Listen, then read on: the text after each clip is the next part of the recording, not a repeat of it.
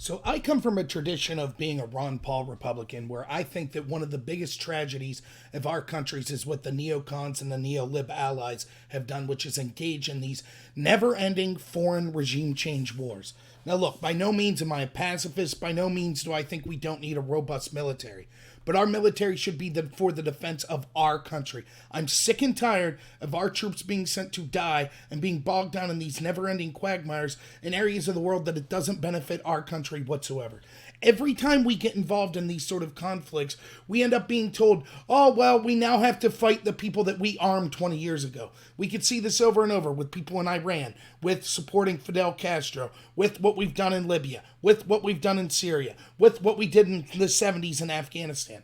Over and over, we make the same, quote, mistakes. And these aren't mistakes. The establishment and the deep state wants these never-ending wars. It's part of the military-industrial complex. It's a way to get power, and it's a way to take rights away from people, and it's a way to get money and wealth. And I'm tired of it, and a lot of Americans are. We were tired of it after the Iraq War, and I stood there with a bunch of people on the left who was tired of being lied into wars like these. We're still in Afghanistan, which we went into 2003. What's the plan to get out? The media, the left and the right, the establishment, no one has a plan. So one of the reasons that I enjoyed voting for Donald Trump was his performance in the second debate with Hillary Clinton, where he came out and he said, look, why are we fighting with Russia and Syria? Aren't the people we're arming basically Al-Qaeda and al-Nusra? Aren't these the Islamic terrorists that we had to have the Patriot Act and take away all these people's rights for, your Fourth Amendment rights? So why are we arming the very same people that we're saying are trying to kill us and the biggest threat to us, so we have to give away our Bill of Rights protections? And he was right about that. Now the problem is, everyone in Washington is so corrupt that he couldn't find people that were qualified for the job that weren't part of this swamp.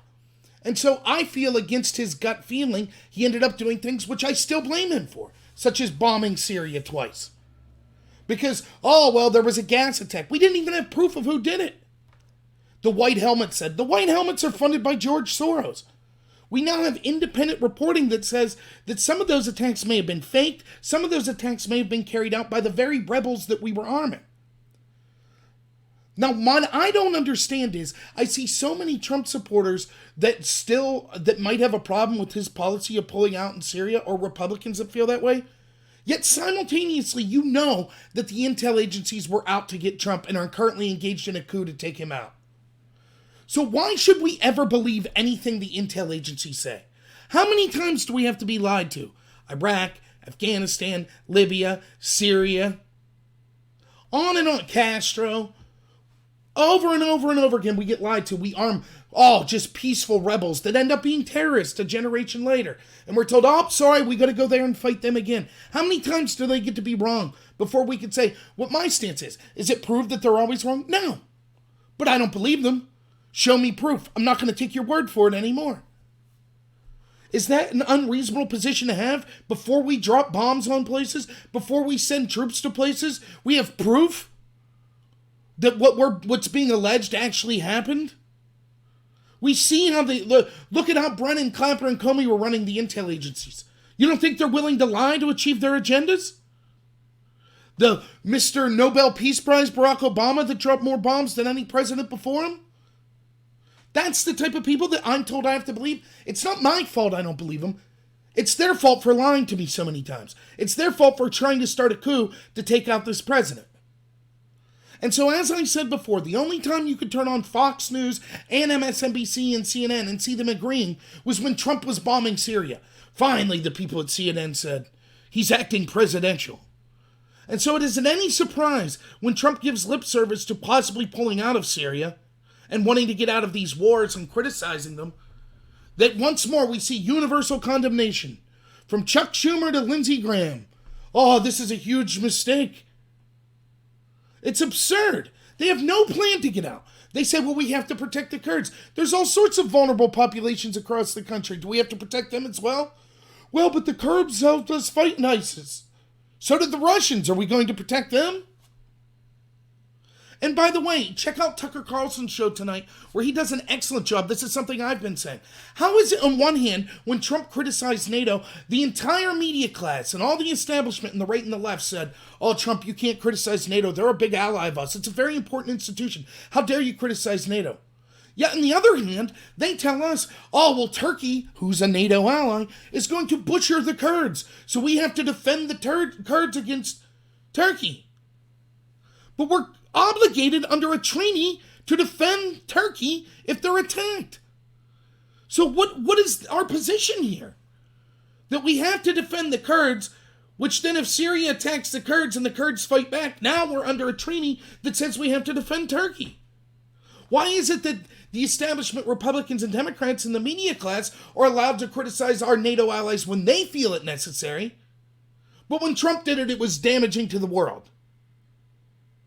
Over and over, we're lied to. I'm sorry, I don't believe them. If we have allies over there that were truly legitimate, great people that were helping fight ISIS, I feel really bad. But what are we supposed to do? We can't be the world policeman for the rest of the world. What's the plan?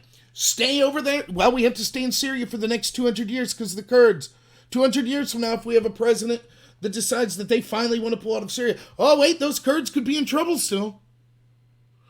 If the Democrats and the Republican establishment and the media feel so strongly about this, what exact policies have they been issuing? What have they been doing with our allies in Turkey? We're sending all this money in NATO. Shouldn't they have been withholding NATO funds until they got some sort of assurances from Turkey they wouldn't attack our allies, the Kurds? But no, they didn't care about that, did they? Not at all. Doesn't it seem suspicious that once more we're told the solution to all of our problems is to leave our troops over in foreign countries and in never-ending wars? How many times are you going to be lied to before you start to question these same people, by the way, that are seeking to overthrow Trump? Why should Trump? You know, they say, can you believe Trump, the CIA official said this was a terrible idea. Who cares what the CIA says? They're corrupt. They ought to be disbanded. The same with the FBI. I'm sick and tired of this argument that they have some sort of authority. Why? All they do is lie and act for their own interests to line their own pockets and those of the deep state and the military-industrial complex. And where are my friends on the left? Weren't you anti-war? I said you're going to cheer for the CIA, you're going to cheer for Comey and the FBI to have a coup against Trump, all the spying against Trump, all the leaking against Trump? Are you the party of war now? And that's where many of them are. Oh, we have to stay in these never-ending wars. It would be a mistake to pull out. The same people that were marching with me during the Iraq war saying how horrible it was, now saying we have to defend the never-ending wars. Where are my Trump friends? A lot of you are here. But a lot of you, you're going to believe the same CIA, the same intel community you think is having a coup against Trump? Lindsey Graham?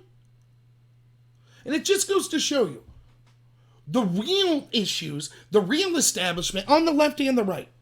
They'll throw us bones, leave us argue about, immigration or abortion or gay rights. They don't care about that. When it comes to the big stuff, bailing out bankers and regime change wars, they're all in it together. And that's what Trump represented, and that's what the coup's about. Because number one, they were afraid he might end the gravy train that is the never-ending foreign wars. They didn't like that. And so kudos to Trump. Go through with it. Don't listen to your advisors. And yes, this move will lead you to getting in more trouble as Republican allies will now turn against you. And all of a sudden they'll say maybe impeachment's a good thing. But know that the real American people that are tired of these wars are with you. And real patriots like Ron Paul and hopefully his son Rand Paul and others, even progressives on the left that hated the war, I hope they stick up for you here.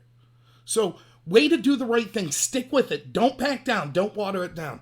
I think this is great, and I think it further outs just how disgusting the always war class is. The establishment on both sides and their sickening media that has never seen a war they don't like. They ain't going over there and fighting it. But they'll tell you you're immoral if you want troops to come home. Absolutely disgusting. So, hey, if you like this video, please like and subscribe.